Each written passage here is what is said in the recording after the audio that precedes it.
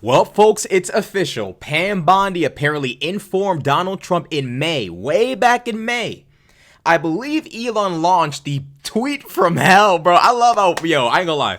I love when white people name some like crazy da-da-da-da from hell, chokeslam from hell, laptop from hell, the tweet from hell, press conference from hell. The tweet from hell that Elon Musk unleashed on Trump back, I believe in June. Hold on.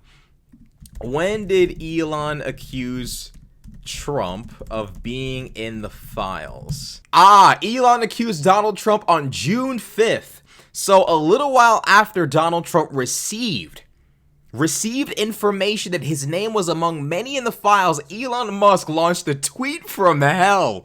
And now the Wall Street Journal, again, this is important, keep this in mind, the Wall Street Journal are the same people who released the pictures of Epstein at Donald Trump's wedding and a picture of Donald Trump with Ivana Jr., otherwise known as Ivanka, and I believe maybe Eric or Don Jr., I'm not sure which one, but those pictures were released, and footage of Epstein and Trump hanging out again in 1999.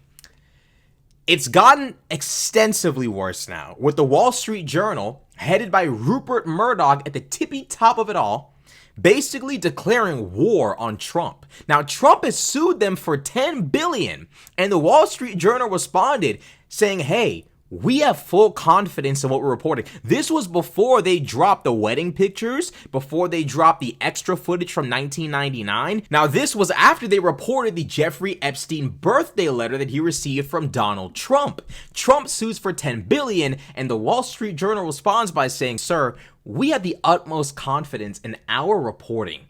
Just so you know, they weren't fucking lying. Watch. The Wall Street Journal is now reporting that Justice Department officials told President Trump in May that his name was among many names mentioned in the Epstein files. This is something the White House is now labeling as, quote, fake news, end quote. Our panel will be here to weigh in, but we do want to start with CNN Chief Legal Affairs Correspondent Paula Reed. We also have our Chief Congressional Correspondent Manu Raju on Capitol Hill. Paula, I want to go first to you, and especially this Wall Street Journal headline, which is that the Justice Department told Trump in May that his name is among many in the Epstein files, that he was told at this meeting the files contained what officials felt was unverified hearsay about many people, including Trump, who had socialized with Epstein in the past, some of the officials said. One of the officials familiar with the documents said that they contain hundreds of other names. We are in the course of reporting this out. Now, of course, Washington, otherwise known as Trump's cesspit of shit, reports this to Trump by saying, hearsay, unverified hearsay, saying you're in the files, no big deal, don't worry about it. And this comes in the wake of reports coming out that Donald Trump already had the FBI peruse through the Epstein files looking for his name. Now, this information keeps getting out somehow. Normally, this kind of stuff just doesn't get out, but someone, probably more than one person in Trump's, camp, is aware of this and is leaking information. In fact, I wouldn't be surprised if Elon Musk either was the mole, is the mole, knows who the mole is. Someone in that camp is not on Trump's side. Someone in there is 100% feeding information to the Wall Street Journal. Now, remember when I said the name Rupert Murdoch and his relationship to the Wall Street Journal as the owner and all of that stuff was important? Rupert Murdoch is also the guy who is at the head of Fox. Donald Trump cost Fox News $700 million by lying and claiming the election in 2021 was taken from him and that Dominion voting systems facilitated the theft, quote-unquote theft. It went to court. Fox News ended up paying out $700 million because if they actually admitted they were lying and discovery got even worse, Fox News' credibility would be destroyed forever, and also Donald Trump's. Fox News decided to pay out the money and play the long game and try to recoup what they lost. I don't know what Trump did to piss off Rupert Murdoch since then. That in and of itself, I hate you. If you cost me $700 million because you can't take an L, you and me, we have problems forever. Ever and ever and ever and ever and ever, ever, ever. We're never going to be friends. We will never be okay. When I see you, it's up. We have issues for life. Why is Rupert Murdoch's name so important? Reports came out a little while before the birthday letter report came out. Reports came out saying that J.D. Vance actually took a flight to Rupert Murdoch to discuss some things. He took a flight to where Rupert Murdoch was, and they were apparently discussing some things. We don't know what exactly. But we can assume that the conversation more than likely actually had to do with the Epstein files and the Wall Street Journal's knowledge of Donald Trump's relation to said files. Donald Trump, of course, was issuing out warnings saying, don't release this, don't post this, don't do this, don't do that. It, of course, came out anyways. J.D. Vance's attempted diffusing of the situation is important context, because what it means is that J.D. Vance knows that Trump is in the files. Trump's closest and most trusted henchmen know he's in the files.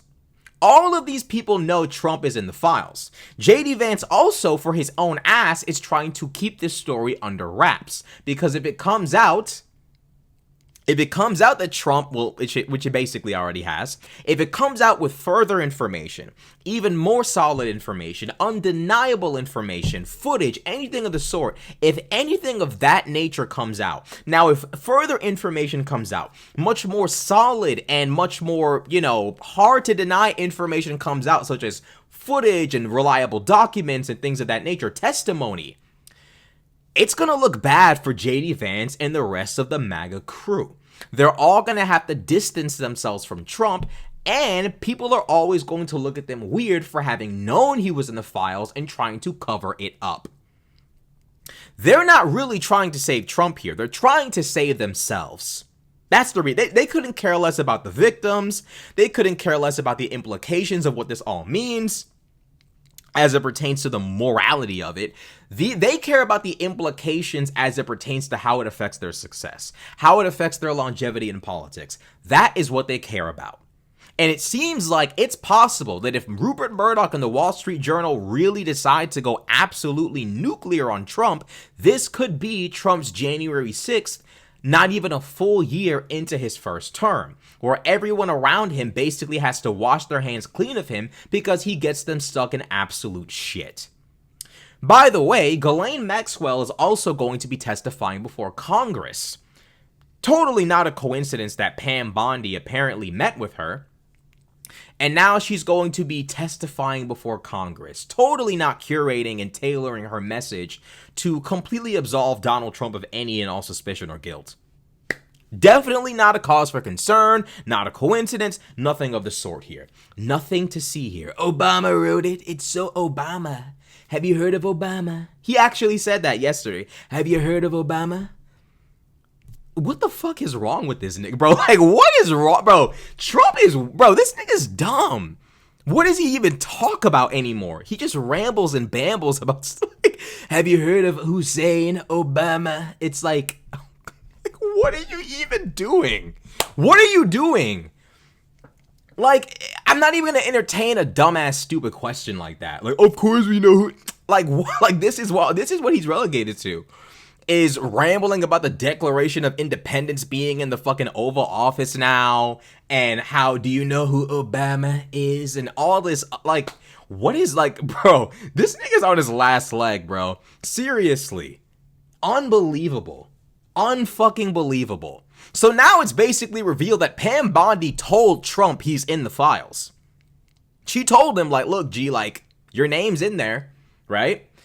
Elon, of course, launches the tweet from hell in the midst of their argument over EV tax credits, which is like, all Trump had to do was give the billionaire who bought him the election the fucking tax credits. It's not that hard.